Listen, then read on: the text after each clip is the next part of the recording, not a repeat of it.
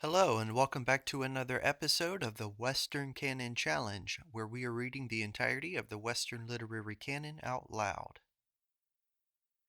Today we are on to Volume 10. That is the last volume of the 10-volume set of Emerson's journals, and what a ride it's been. I will, of course, make a video after I complete this. And in fact, I'm already sort of doing my preliminary writing, impressions, research, what have you, to sort of put a bow on the whole Emerson reading experience. And that will, of course, when you see it, it'll be up. But at this point, we are going to just continue reading the rest of the journal entries here. And we are up to journal collection number 55 in the States from 1864.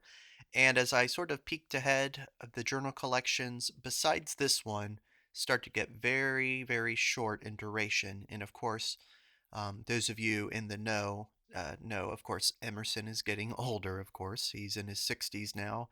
And he starts to have cognitive issues as he gets older. I guess maybe memory issues leading towards, I guess, possible senility towards the end.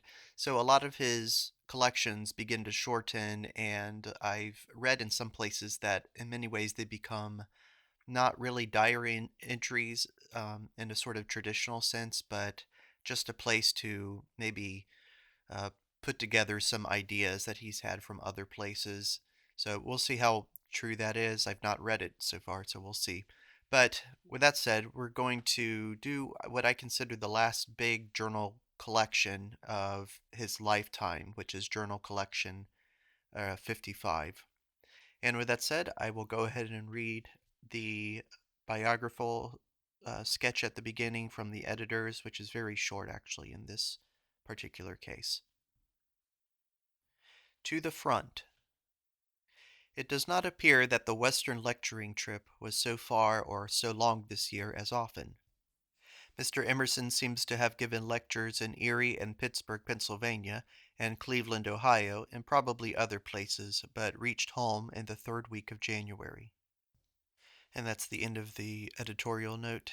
And then after this, there is a short quotation from someone I don't know the name of, Agatho.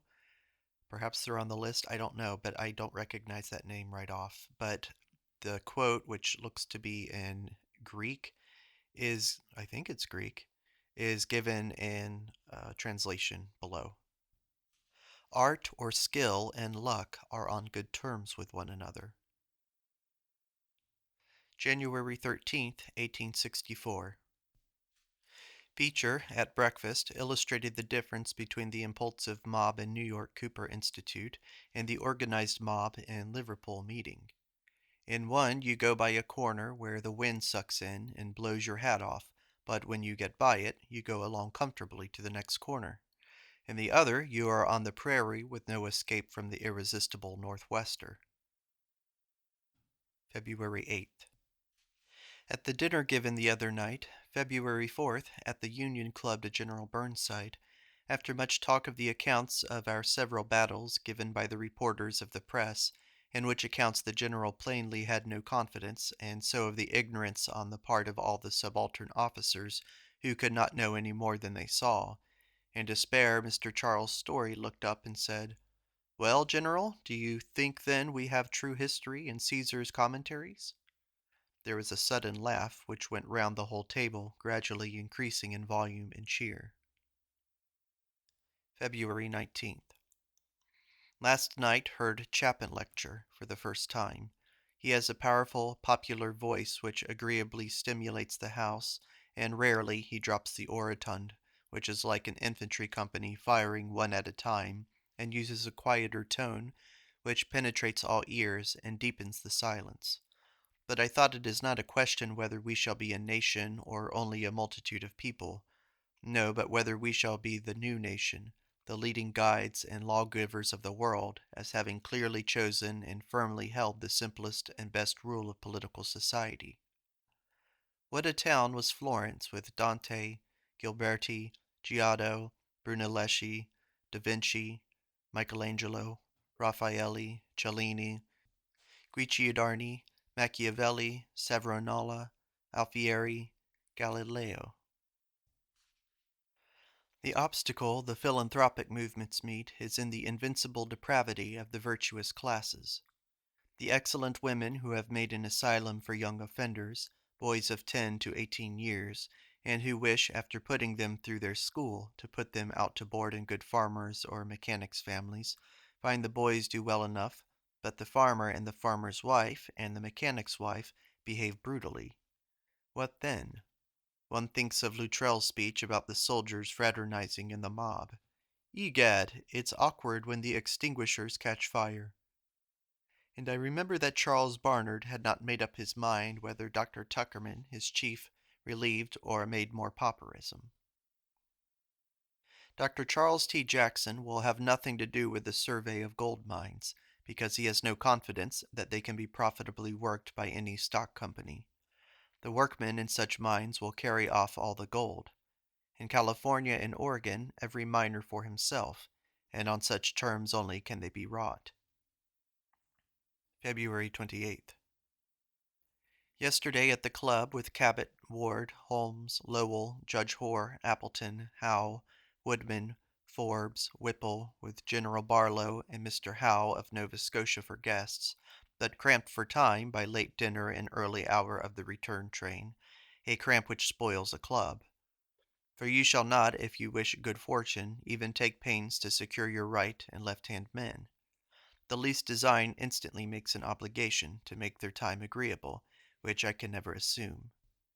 Holmes was gay with his pre-Adamite mentioned in the Scriptures, chapter first, and Appleton with that invariable love of hypocrisy which delights the Saxon race, etc. The Spectator says of the 3 obituary notices of Thackeray by Dickens, Trollope, and Kingsley that only Dickens's is equal to the subject, the others strain to write up and fail. As a side note from myself, I want to say that I've already read this observation before. I'm not sure if it was in one of the essays, which Emerson later added, or if it was in another journal entry, but it almost seems word to word from something else. Anyway, Captain O.W. Holmes tells me that the Army of the Potomac is acquiring a professional feeling, and that they have neither panics nor excitements, but more self-reliance. France in 1789 improvised war, and in 1803 improvised civilization. See in Sainte-Beuve, Nouveau Causeries, article B.O. And as another side note, I just realized after saying Saint Bove's name probably a dozen times that I've only just now come close to pronouncing it correctly. It had already been bothering me, so I looked it up, and after listening through half a lecture, I finally found someone actually say the name out loud. And I'm just going to go with what they say. If his name comes up again, I'm just going to go with Saint Bove. Anyway, back to the journal. Berthollet's report on the poisoned brandy to the Committee of Public Safety. He put the brandy through a filter and then drank it. How dared you drink it? Said Robespierre. I did a bolder thing, said Berthollet, when I put my name to that report, as having resisted the panic of suspicion which made the tyranny of the Committee of Public Safety. March 13th. Last night talked with Alcott, who returns much lately to the comparison between English and American genius. I gratified him by saying that our intellectual performance, taken with our sentiment, is perhaps better worth than their performance, taken with their limitation or downward tendency. For certainly we cannot count or weigh living writers with theirs. But how to meet the demand for a religion? A few clergymen here, like Hedge and Clark, retain the traditions, but they never mention them to me, and if they travelled in France, England, or Italy, would leave them locked up in the same closet with their sermons at home, and if they did not return, would never think to send for them. Beecher, Manning, Bushnell hold a little firmer and more easily to theirs, as Calvinism has a more tenacious vitality. But that is doomed also, and will only die last. For Calvinism rushes to be a Unitarianism, as Unitarianism rushes to be naturalism. How then is the new generation to be edified? How should it not? The life of these once omnipotent traditions was really not in the legend, but in the moral sentiment and metaphysical fact which the legends enclosed, and these survive. A new Socrates or Zeno or Swedenborg or Pascal or a new crop of geniuses, like those of the Elizabethan age, may be born in this age, and with happy heat and a bias for theism, bring asceticism and duty and magnanimity into vogue again. In the most vulgar times, in the Bronze as in the Oaken age, a certain number of men of organic virtue are born, men and women of native integrity, and indifferently in high and low families. But there will always be a class of imaginative men whom poetry, whom the love of beauty leads to the adoration of the moral sentiment. At any time it only needs the contemporaneous appearance of a few superior and attractive men to give a new and noble turn to the public mind.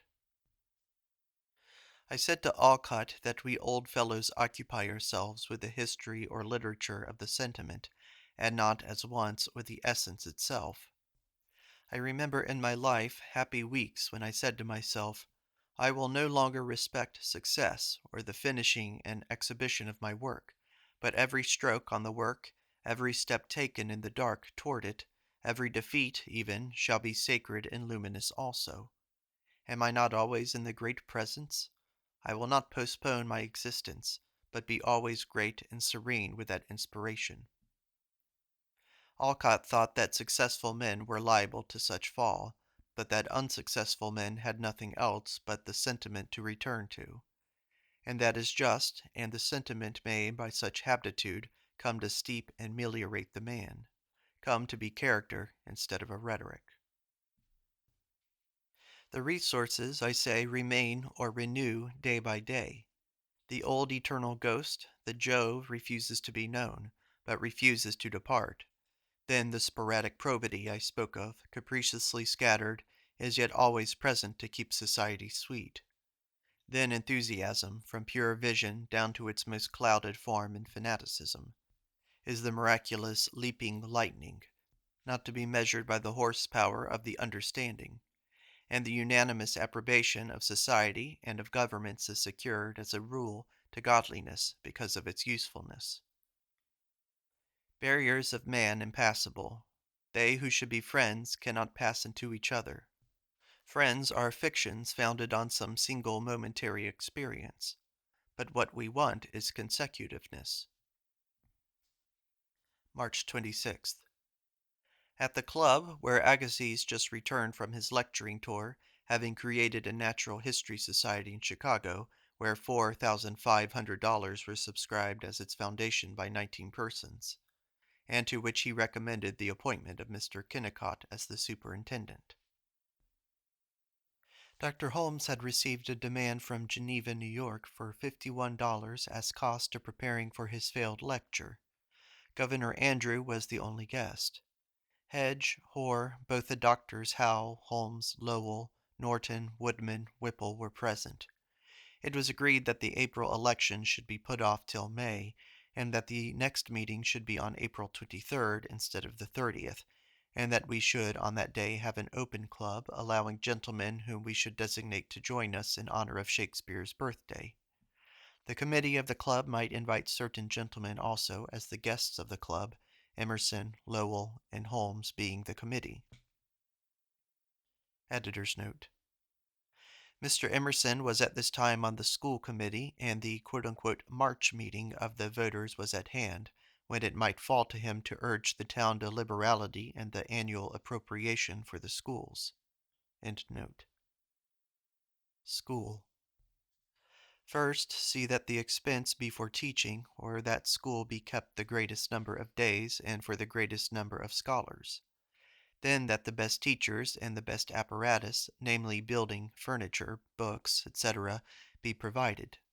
School, because it is the cultus of our time and place, fit for the republic, fit for the times which no longer can be reached and commanded by the church. What an education in the public spirit of Massachusetts has been the war songs, speeches, and readings of the schools. Every district school has been an anti-slavery convention for 2 or 3 years last past. This town has no seaport, no cotton, no shoe trade, no water power, no gold, lead, coal, or rock oil, nor marble, nothing but wood and grass, not even ice and granite, our New England staples. For the granite is better in Fitchburg, and our ice, Mr. Tudor said, had bubbles in it. We are reduced, then, to manufacture school teachers, which we do for the southern and western market. I advise the town to stick to that staple and make it the best in the world. It is your lot in the urn. It is one of the commanding lots. Get the best apparatus, the best overseer, and turn out the best possible article. Mr. Agassiz says, I mean to make the Harvard Museum such that no European naturalist can afford to stay away from it. Let the town of Concord say as much for its school. We will make our schools such as no family which has a new home to choose can fail to be attracted hither, as to the town in which the best education can be secured. This is one of those long perspective economies which are sure and remunerative. Bon mots.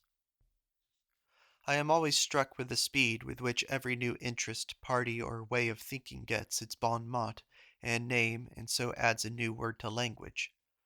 Thus Higginson and Livermore, Hosmer, and the fighting chaplains give necessity and vogue to muscular Christianity.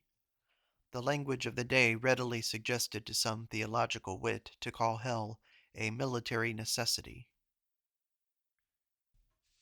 Thoreau's Letter. Do you read any noble verses?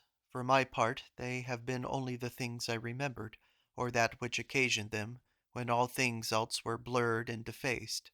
All things have put on mourning, but they, for the elegy itself is some victorious melody in you escaping from the wreck.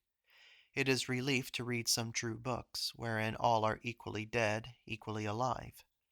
I think the best parts of Shakespeare would only be enhanced by the most thrilling and affecting events. I have found it so, and so much the more as they are not intended for consolation. Old Age. I told Richard Fuller that he would soon come to a more perfect obedience to his children than he had ever been able to obtain from them. M. Babinet informs us that the problems of aerial navigation is on point of being solved. I am looking, therefore, for an arrival of the remainder of the prisoners of war from the Libby and Atlanta prisons, by the balloon, descending at some point in Pennsylvania by a night voyage from the south. The English journals are flippant and spiteful in their notices of American politics and society, but mean abuse cannot be answered. If the writers were responsible and could be held to the interrogatory, it would be easy to refresh their short memories with the history of English politics and society. The private memoirs of any age of England are full of scandal. Read Lord Hervey to know how just king, ministers, lords, bishops, and commons were in George the First's time. Read Wraxall for George the Third's. Were the interiors of the court and the behavior of the great lords in any age great and disinterested? Ask Pepys, ask Swift, Barnet, Bacon. The illusion under which the aristocracy live amounts to insanity. Lord Bristol plainly believes that it is very good of him to exist, and the government owes him unceasing thanks. He does nothing for them. Well, that is the humor of them all in Lord Hervey's pictures. That immensity of condescension in a fat old lubber does not appear at Washington, except in men very long distinguished. It was curious that in the first volume of Hervey, the mere mention of Lord Bristol's love for Ickworth and Walpole's building of his grand seat at Halton and Lord Townshend's Raynham more tickled my fancy, the vision of parks and gardens, than all the history. April. Diplomatic. Lord Hervey affirms that, however incredible, it is literally true that when Queen Caroline of George II was dying, she advised the king to marry again, whereupon the tears and sobs of the king were renewed, and he exclaimed, and then there's a French quotation there, to which the queen made no other reply than, of course, and then another French quotation. Neither of these are translated. Old age. The Tribune reports that a New Zealand physician, lecturing on the ignorance in people of their own complaints, was asked by a lady, What was the subject of his next lecture? The circulation of the blood, he replied. She said she should certainly attend, for she had been troubled with that complaint for a long time. Nations have no memories. They are all such unlicked cubs as we see, great mobs of young men full of conceit and all manner of emptiness. Lord Hervey, Pepys, Clarendon, Lord Chesterfield, Comines, Wraxall show up the aristocracy, that it is a gang of rich thieves instead of a gang of poor thieves. Garrison. Round him legislatures revolve. Father of his country more than Washington, said Alcott. What unexpected revivals we have seen. Maryland and Kentucky are converted, then conquered, maybe. If to the clubhouse people came, if better to some town of cheap living we could call 20 deep men to spend a month and take our chance of meeting each in turn alone, that were worth while. When a man meets his accurate mate, then life is delicious. Alcott said of preachers, the people want someone who has always been where they are now.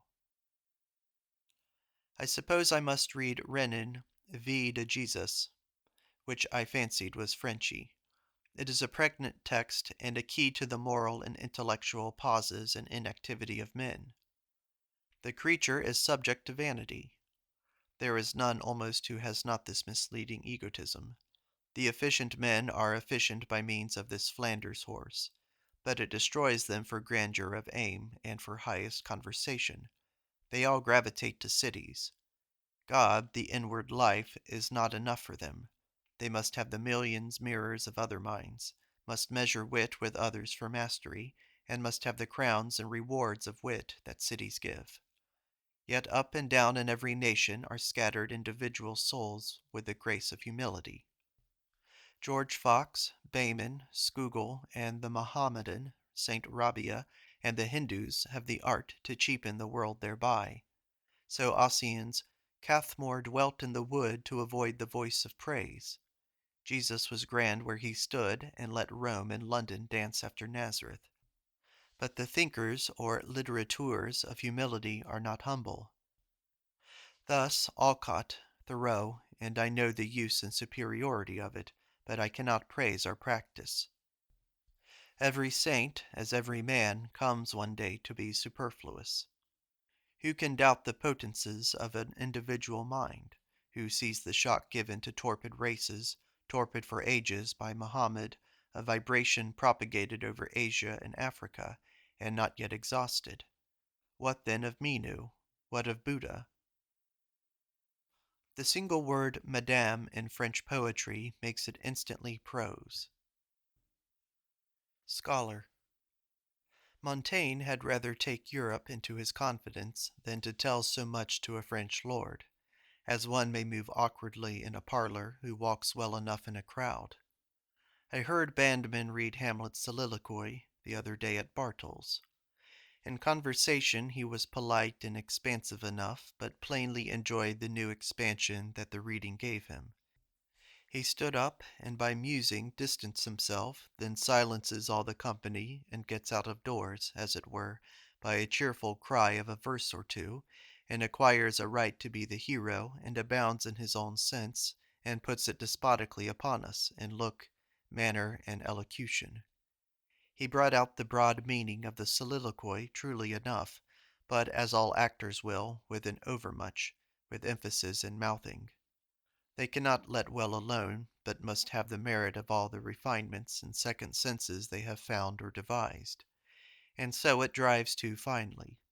It is essential to reach this freedom, or gay self-possession, but temperance is essential too.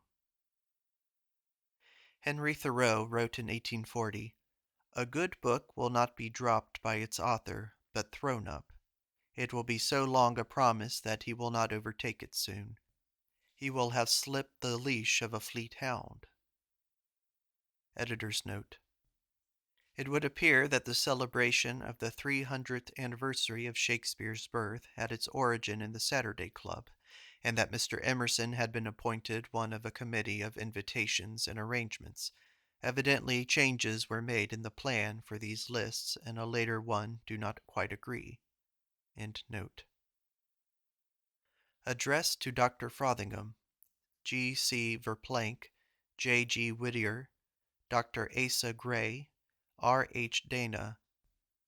April 6, wrote to Everett, Bryant, Bancroft, Quincy, Jr., Ward.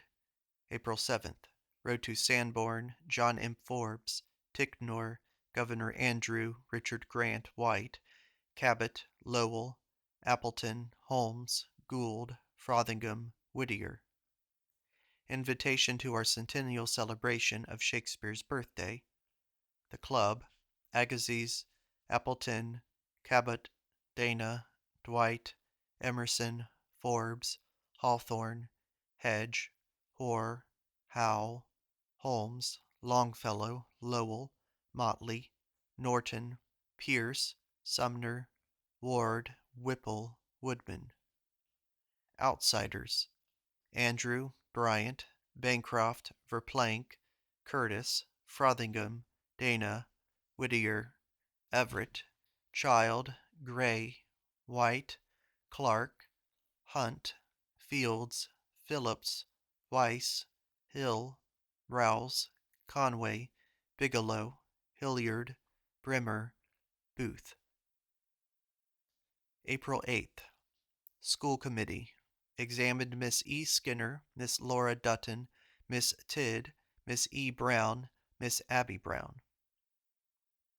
Elected Miss Eliza Hosmer to the preparatory school, Miss Holden to the intermediate, Miss E. Brown to the North Quarter School, District No. 7, Miss Skinner to the North Primary School, Miss Jeanie Farmer, East Quarter School, District No. 2, Miss Mary Wood, Bateman's Pond School, District No. 6. My charge is chairman of the high school and of the East Primary, and I am to provide wood for my school, 2 1/2 cords oak, 1/2 cord pine. Next school committee meeting is the first Saturday of May. The school's to begin again after the summer vacation on August 1st. Bias. How grateful to discover in man or woman a new emphasis, which they put on somewhat, to which you did not know they attached value, quite out of themselves, and which they never learned of you or of any other. How respectable they become. I wrote to Arnold and should have said, I have heard that the engineers in the locomotives grow nervously vigilant with every year on the road, until the employment is intolerable to them, and I think writing is more and more a terror to old scribes. Of Wordsworth, Blake writes, This is all in the highest degree imaginative, and equal to any poet, but not superior. I cannot think that real poets have any competition. None are greatest in the kingdom of heaven. It is so in poetry. Shakespeare, the only modern writer who has the honor of a concordance, the only painter who flatters nature, is pulverized into proverbs. All criticism is only a making of rules out of his beauties. Somnambulic security which makes the poet a poet. Mommsen. There are great arts now, but no equal poetry celebrates them. The surprise in his choice of words so delights us, for and levy, the trick of making verbs of nouns. Scarf up the tender eye of the pitiful day. Macbeth. He lurched all swords o' the garland. Coriolanus. Shunless destiny. Coriolanus. Struck Corioli like a planet. Coriolanus. Were I crowned the most imperial monarch, thereof most worthy, were I the fairest youth that ever made eye swerve, had force and knowledge, more than was ever man's, I would not prize them without her love, for her employ them all, commend them, and condemn them to her service, or to their own perdition. Winter's Tale 4:3. I find no mention of tobacco in Shakespeare, neither pipes nor snuff, which one would have said the dates permitted. 'Tis a remarkable case, like Goethe's chronologic relation to steam locomotives. April 24th. Yesterday the Saturday Club met to keep the birthright of Shakespeare at the end of the 3rd century. We met at the Revere House at 4 o'clock p.m. Members of the club present were 17: Agassiz, Appleton, Cabot, Dwight, Emerson, Forbes, Hedge, Hoare, Holmes, S. G. Howe, Estes Howe, Longfellow, Lowell, Norton, Pierce, Whipple, Woodman. Guests: Governor Andrew, Rev. Dr. Frothingham, R. H. Dana, Jr., Esquire, Dr. J. G. Palfrey, Richard Grant White, Esquire, Robert C. Winthrop, George S. Hilliard, George William Curtis, James Freeman Clark, Francis J. Child, Dr. Asa Gray, James T. Fields, John Weiss, Martin Brimmer, George T. Davis. We regretted much the absence of Mr. Bryant and Whittier, Edward Everett, and William Hunt, who had at first accepted our invitations, but were prevented at last; and of Hawthorne, Dana, Sumner, Motley, and Ward of the club necessarily absent; also of Charles Sprague and Wendell Phillips and T. W. Parsons and George Ticknor, who had declined our invitations. William Hunt graced our hall by sending us his full-length picture of Hamlet, a noble sketch. It was a quiet and happy evening, filled with many good speeches from Agassiz, who presided, with Longfellow as croupier, but silent, Dr. Frothingham, Winthrop, Palfrey, White, Curtis, Hedge, Lowell, Hillard, Clark, Governor Andrew, Hoare, Weiss, and a fine poem by Holmes, read so admirably well that I could not tell whether in itself it were one of his best or not. The company broke up at 11:30. One of Agassiz's introductory speeches was: "Many years ago, when I was a young man, I was introduced to a very estimable lady in Paris, who in the conversation said to me that she wondered how a man of sense could spend his days in dissecting a fish. I replied, 'Madame, if I could live by a brook which had plenty of gudgeons, I should ask nothing better than to spend all my life there.' But since I have been in this country, I have become acquainted with a club in which I meet men of various talents: one man of profound scholarship in the languages, one of elegant literature, or a high mystic poet, or one man of large experience in the conduct of affairs, one who teaches the blind to see, and I confess that I have enlarged my views of life, and I think that besides a brook full of gudgeons, I should wish to meet once a month such a society of friends." And Shakespeare.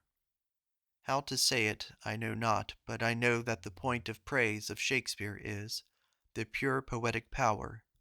He is the chosen closet companion, who can at any moment, by incessant surprises, work the miracle of mythologizing every fact of the common life, as snow or moonlight or the level rays of sunrise lend a momentary glory to every pump and woodpile. When I read Shakespeare, as lately, I think the criticism and study of him to be in their infancy. The wonder grows of his long obscurity. How could you hide the only man that ever wrote from all men who delight in reading? Then the courage with which in each play he accosts the main issue, the highest problem, never dodging the difficult or impossible, but addressing himself instantly to that, so conscious of his secret competence, and at once like an aeronaut fills his balloon with a whole atmosphere of hydrogen that will carry him over Andes, if Andes be in his path. The conservative sends for the doctor when his child falls sick, though yesterday he affirmed in the conversation that the doctors did not know anything. In today's exigency he reinforces his faith. So in politics he votes new subsidies to the kingdom, and when the reform agitation rages, he votes larger supplies to the government, going it blind, so boys say. The reformer believes that there is no evil coming from change which a deeper thought cannot correct. We said that ours was the recuperative age. Pascal is one of its recoveries, not only the essay on love, but the pure text of the Pensees. Shakespeare puts us all out. No theory will account for him. He neglected his works. Perchance he did not know their value. But he did, witness the sonnets. He went into company as a listener, hiding himself. And then there is a Greek phrase here which is translated, he moved like night. Was only remembered by all as a delightful companion. Alcott thinks he was a rhetorician, but did not propound new thoughts. He was a rhetorician, as was never one before, but also had more thoughts than ever any had. Say first the greatest master of language who could say the thing finer, nearer to the purity of thought itself than any other, and with the security of children playing who talk without knowing it. And to this point, what can Carlyle mean by saying what he does of Voltaire's superiority to all men in speech? Life of Frederick, Volume 4, page 382. I admire his wealth. I watch him when he begins a play to see what simple indirectness means he uses. Never consulting his ease, never in any way of common artists putting us off with ceremonies or declamations, but at once addressing himself to the noblest solution of the problem, having the gods and the course of human life in view. The wonder of his obscurity in his lifetime is to be explained by the egotism of literary men. To me, the obscurity of Alcott is like a wonder. Shakespeare should be the study of the university. In Florence, Boccaccio was appointed to lecture on Dante, but in English Oxford or in Harvard College I have never heard of a Shakespeare professorship. Yet the students should be educated not only in the intelligence of, but in the sympathy with, the thought of great poets. The sonnets intimate the old Aristotelian culture, and a poetic culture that we do not easily understand whence it came.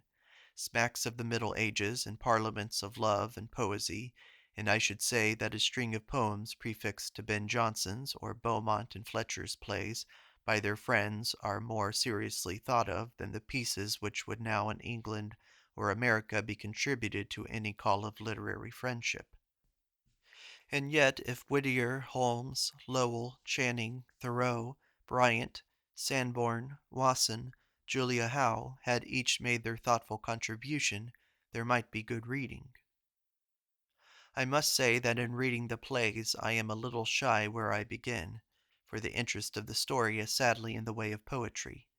It is safer, therefore, to read the play backwards. To know the beauty of Shakespeare's level tone, one should read a few passages of what passes for a good tragedy in other writers, and then try the opening of Merchant of Venice, Antonio's first speech. I am inquisitive of all possible knowledge concerning Shakespeare and of all opinions. Yet how few valuable criticisms, how few opinions I treasure, how few besides my own, and each thoughtful reader doubtless has the like experience. Saint Beuve speaks wisely of the morals of Homer in Portraits Contemporains, Volume 3, page 434. Physiology of taste were a good subject for a lecture. My epicure should sow marjoram in his beds, if it were only to see with eyes the buds, and his windows should look into great gardens. My physiology, too, would in every point put the real against the showy, as to live in the country and not in town, to wear shoddy old shoes, to have not a fine horse, but an old Dobbin with only life enough to drag a Jersey wagon to Conatum or Eastabrook, and there stand contented for half a day at a tree, whilst I forget him in the woods and pastures, as in England the point is not to make strong beer, but beer weak enough to permit a great deal to be drunk in hot weather, as Mr. Flower explained to me at Stratford. The intellect is alike old in the father and in the child. We old fellows affect a great deal of reticence with the young people, but their wit cannot wait for us. Mrs. G. explained to me that her children, one was 14 years old, did not know what beef was. She had never allowed them to know that sheep and oxen were killed for our food. But my children knew that her children knew as much as they. Plutarch would use great precautions in young people's readings of the poets, and Plato also. But when young and old see Faust on the stage, or Midsummer Night's Dream, or read them in the closet, they come silently to the same conclusions. No age to intellect. The cannon will not suffer any other sound to be heard for miles and for years around it. Our chronology has lost all old distinctions in one date, before the war and since. This is the end of Part 1 of Emerson's journal collection number 55, dating from the year 1864, when the author was 61 years old. Thank you for listening.